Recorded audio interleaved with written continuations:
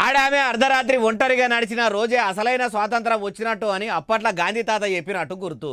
ఇన్ని ఏళ్ళ ఈ స్వేచ్ఛా దేశంలో అర్ధరాత్రే కాదు పగటిలు కూడా మహిళ స్వేచ్ఛగా నడిచే రోజులు లేకుండా పోయినాయి. ఆ ముచ్చట అందరికీ ఎరికే కానీ ఎర్రకోట కాడ నుంచి గోల్కొండ కోట దాకా 15 ఆగస్టు పండుగ ఎట్లయిందో చూద్దాం పారి. దేశ రాజధాని ఢిల్లీలో ప్రధాని నరేంద్ర మోడీ సారు ఎర్రకోట మీద జాతీయ జెండాను ఎగిరేసి జనగణమన పాట పాడిండు.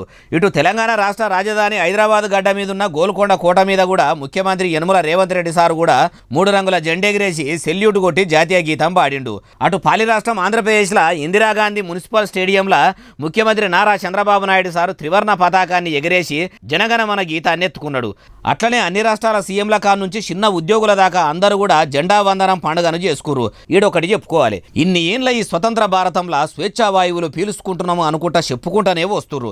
ఏ ప్రభుత్వం అధికారంలోకి వచ్చినా ఎప్పుడు ఒకటే మాట, మేము ప్రజాసేవ చేసేదందుకే వచ్చినాము, దేశంలో దరిద్రాన్ని లేకుండా చేస్తామని చెప్పుడు ఉన్నది తప్పితే చేసింది ఏం లేదు. 78 ఏండ్లల్లా ఇప్పటికీ కూడా ఎనుగుల చిప్ప ఎనుగులనే అన్నట్టున్నది.